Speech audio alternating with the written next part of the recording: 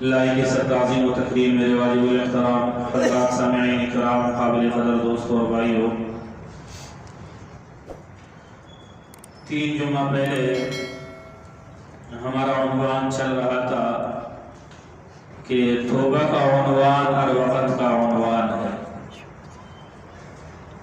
مگر اتفاقاً درمیان میں حجابات عشرہ، وہ رکاوٹیں جو گناہوں کی وجہ سے ہوتی ہے ان پر تذکرہ ہو گیا، اصل موضوع پھر رہ گیا۔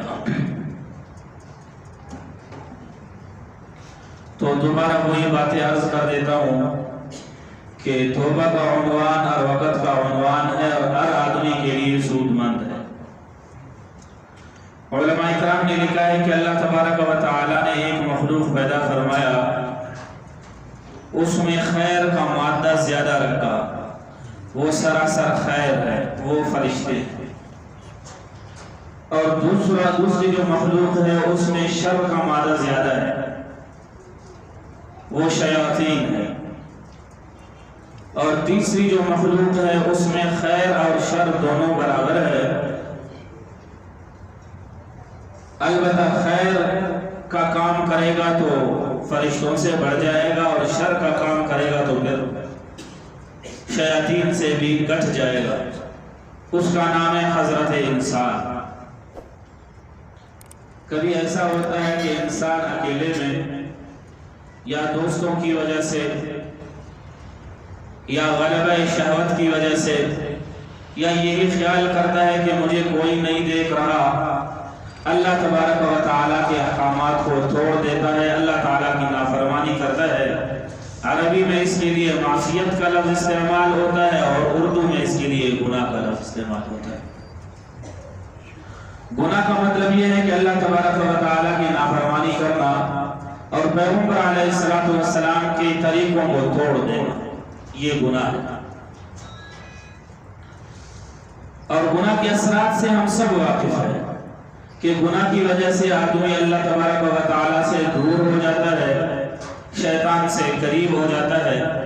نیکیوں کی وجہ سے اللہ تعالیٰ سے قریب ہوتا ہے بندہ، اور شیطان پھر اس سے دور رہتا ہے۔ گناہوں کی وجہ سے زندگی بے برکت ہو جاتی ہے، نیکیوں کی وجہ سے زندگی میں برکت آ جاتی ہے۔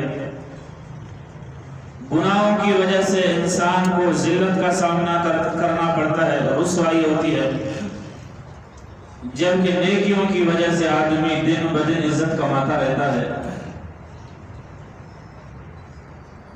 اب ایک آدمی اس نے زندگی گناہوں میں گزار دی ہے، اب چاہتا ہے کہ میں اس راستے پہ آ جاؤں جس راستے سے میرا رب راضی ہوتا ہے۔ گناہوں کے کام کو چھوڑ کر رائے راست پر آ جانے کا نام توبہ ہے۔ التوبہ ہی الرجوع الی اللہ۔ توبہ اللہ تبارک و تعالیٰ کی طرف رجوع کا نام ہے، اللہ تبارک و تعالیٰ کے احکامات پر عمل کرنے کا نام ہے، پیغمبر علیہ السلام کی سنتوں پر عمل کرنے کا نام توبہ ہے، اور یہی رجوع الی اللہ۔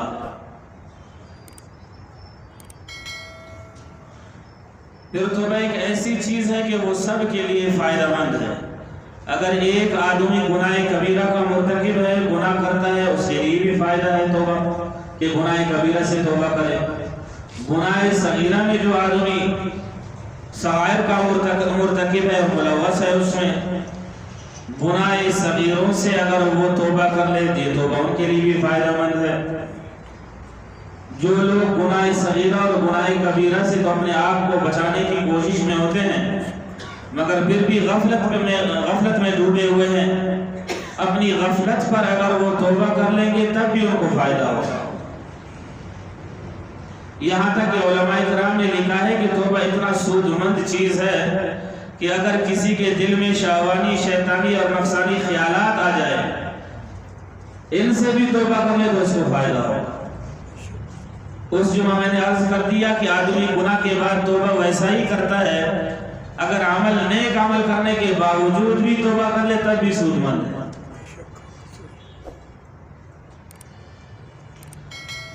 توبہ مرد کے لیے بھی سود مند ہے تو عورت کے لیے بھی سود مند ہے۔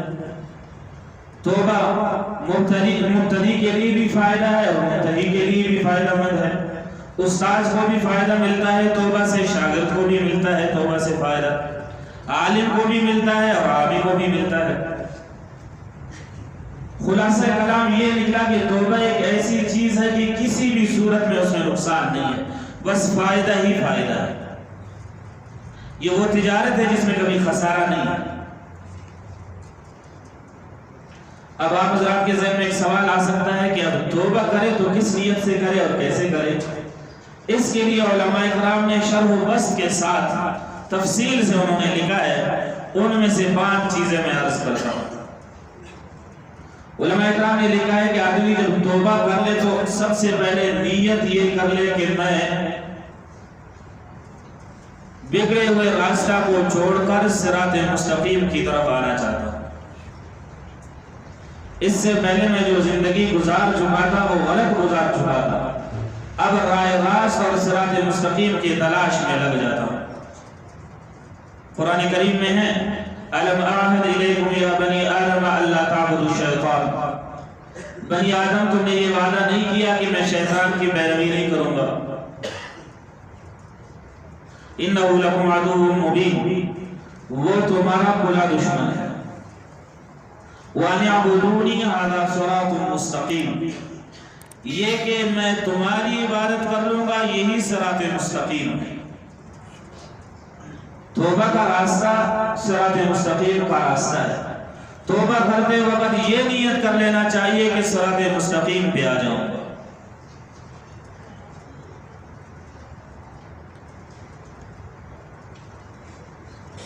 دوسری نیت توبہ میں یہ کر لینا چاہیے کہ تعمیل حکم الہی کرنا چاہتا ہوں. اللہ تبارک و تعالی نے جو حکم دیا ہے قرآن کریم میں ہے وَتُوبُوا إِلَى اللَّهِ جَمِيعًا أَيُّهَا الْمُؤْمِنُونَ. توبو کا لفظ اگر علماء اور طلباء بیٹھے ہیں وہ جانتے ہیں یہ عربی کلام میں امر کا صیغہ ہے. امر عام طور پر حکم کے لیے اور حکم واجب التعمیل ہے اللہ تبارک و تعالی. تو یہ نیت کر لے کہ اللہ تبارک و تعالی نے توبہ کا حکم دیا ہے، اس حکم کو پورا کرنے کے لیے توبہ کرتا ہوں. یہ دوسری نیت. تیسری نیت توبہ میں علماء کرام نے یہ لکھا ہے کہ توبہ کرنے والا یہ بھی نیت کر لے کہ میں ظلم سے بچنے کے لیے توبہ کر رہا ہوں. اس لیے کہ قرآن کریم میں ہے وَمَن لَّمْ يَتُبْ، جو آدمی توبہ نہ کرے فَأُولَٰئِكَ هُمُ الظَّالِمُونَ، یہ ظالم لوگ ہیں. گویا گناہوں سے توبہ نہ کرنا یہ ظالمین کی نشانی ہے. اور توبہ کرنے والا یہ نیت کر لے کہ یا اللہ میں ظلم سے بچنے کی خاطر توبہ کرتا ہوں.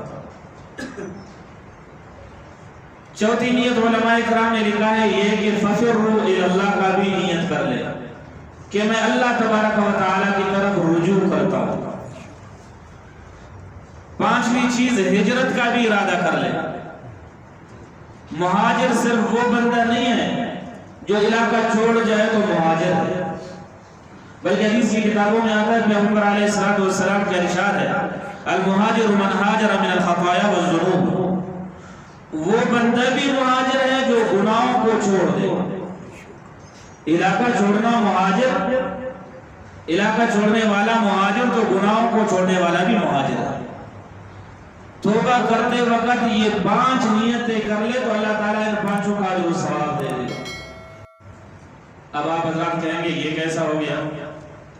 توبہ 1 اور اجر و ثواب 5.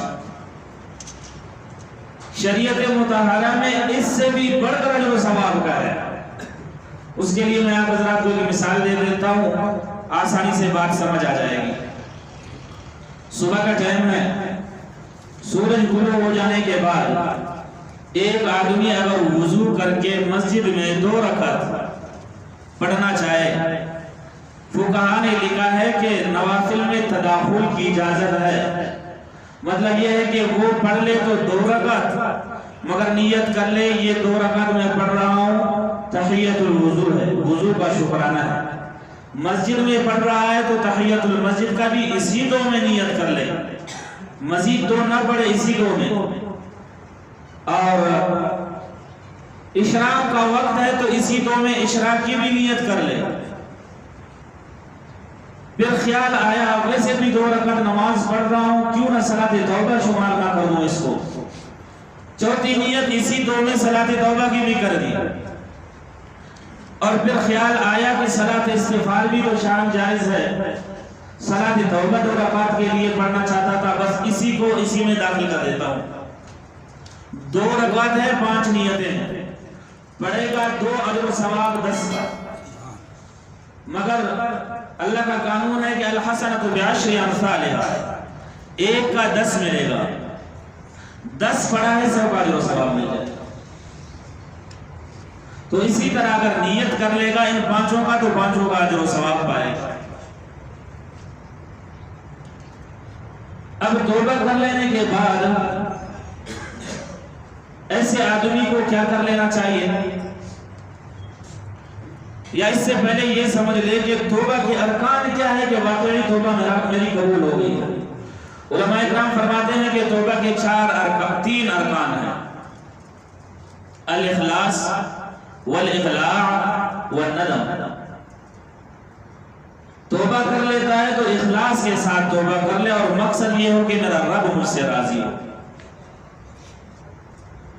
اگر رب کی رضامندی مقصود نہیں ہے تو پھر وہ اخلاص بھی نہیں ہے، وہ توبہ ایک رکن سے محروم ہے. مثال کے طور پر اگر کسی نے خدا نہ کرے جوا کھیلا، اتنا بڑا نقصان ہو گیا اس کو کہ وہ گھر بھی بیچنا پڑا اسے. اب اس نے کہا یار میری توبہ ہے، اتنا بڑا نقصان اٹھایا میں نے، آئندہ یہ کام میں نہیں کروں گا. یہ اخلاص نہیں،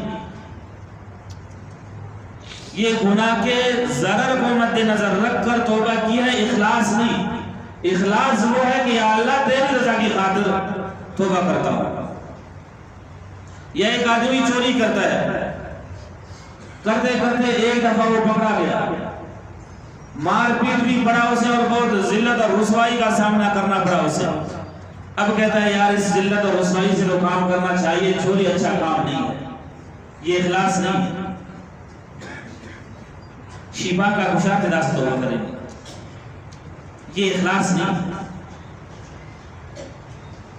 اخلاص یہ ہے کہ رب تیری رضامندی کی خاطر گناہوں سے بچتا ہوں، توبہ کرتا ہوں. دوسرا یہ ہے وہ گناہ بھی چھوڑ دے. یہ نہیں کہ بس یہ کرے یا اللہ میری توبہ، یا اللہ میری توبہ، مگر چانس کے انتظار میں ہے، لگ جائے گا تو معافی نہیں ہے. صبح برکف توبہ برلب، دل پر ذوق گناہ، معصیت را خند میں آیت پر استغفار ما. تسبیح آگنے ہیں اور زبان پر استغفر اللہ ہے، دل گناہ کے ذوق سے لبریز ہے. شاعر کہتا ہے معصیت را خند میں آیت پر استغفار ما. خود گناہ بھی پریشان ہے کہ یہ استغفار کس طرح کا استغفار ہے، اسے ہنسی آتی ہے. توبہ کرتا ہے تو گناہ بھی چھوڑ دے بس. اس کو کہتے ہیں الاقلاع. تیسرا ہے الندم، شرمندگی. لازمی نہیں ہے کہ سب کو بتانے میں بہت شرمندہ ہوں، میں نے گناہ کیا ہے، بس دل ہی دل میں شرمندہ ہو جائے، رب میں نے تیرے نافرمانی کی ہے، شرمندہ ہو. جتنی زندگی میں نے تیرے نافرمانی پہ گزار دی میں افسوس کرتا ہوں اس کا. یہ ارکان توبہ ہے. اگر توبہ ان 3 میں سے خالی ہو جائے گا وہ توبہ نہیں رہے گی.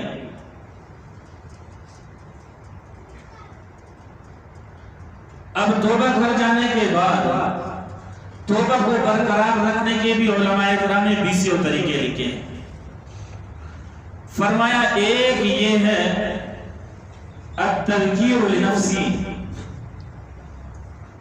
یا بتا دے التذکیر لنفسی، اپنے آپ کو بار بار یاد دلا دے کہ میں نے اس گناہ سے توبہ کیا ہے، وہ نہیں کرنا چاہیے.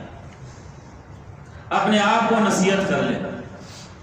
ہماری تقریریں تو دوسروں کے لیے لگتی ہے، دوسروں کو نصیحت کے لیے بہت تیار ہے، خود اپنے آپ کو بھول گئے. توبہ کر جانے کے بعد توبہ پر برقرار رہنے کے لیے ایک شرط یہ ہے کہ تذکیر لنفسی، اپنے آپ کو بار بار یاد دلا دے میں نے یہ گناہ چھوڑ دیا ہے، یہ گناہ چھوڑ دیا ہے، یہ گناہ چھوڑ دیا. دوسرا یہ ہے کہ گناہ کا جگہ بھی چھوڑ دے. جس سڑک پر بیٹھ کر یاروں کے ساتھ غیبت کیا کرتا تھا وہاں جانا چھوڑ دے. जिस बैठक में बैठकर लूडो खेलता था अब वो साथी छोड़ दे, वो जगह छोड़ दे। खुदा न करे जिस कमरे में बैठकर साथियों के साथ पत्ता खेलता था, जुआ खेलता था, कोई और गुनाह का काम करता था, वो साथी छोड़ दे बस। या दूसरे आसान अल्फाज में अगर उससे मोबाइल की वजह से गुनाह हो जाता है तो फिर पैकेज लगाना छोड़ दे। आजकल दोस्त इतने गुनाह में मुब्तला नहीं करते हैं जितना कि मोबाइल गुनाह में मुब्तला कर देता है। पैकेज लगाना छोड़ दे, और इससे भी वो रुकता नहीं है, फिर मोबाइल तब्दील कर ले, सादा मोबाइल अपने साथ रखे, तब उसकी तौबा कारगर है, वरना नहीं। ये कहना कि हमारे साथी तो बहुत अच्छे हैं, इनको कैसे छोड़ सकता हूँ, कुरान करीम में है अल-अखिल्लाउ यौमइदिन बाज़ुहुम लिबाज़िन अदुव्वुन। कुछ लोग ऐसे हैं जो दुनिया में दोस्त हैं मगर आखिरत में यही दुश्मन बनेंगे। ये वही दोस्त है कि जिनकी वजह से आदमी अल्लाह तबारक व तआला की नाफरमानी पर मजबूर होता है। खुद तो नहीं चाहता मगर दोस्त मजबूर करते हैं। तौबा बरकरार रखने के लिए ये दूसरी शर्त है। बाकी जो शराइत है आइंदा जुमा इंशाअल्लाह अज़ीज अल्लाह तबारक व तआला समझने, अमल करने और इखलास और इखला और नदम के साथ तौबा करने की तौफीक नसीब फरमाए।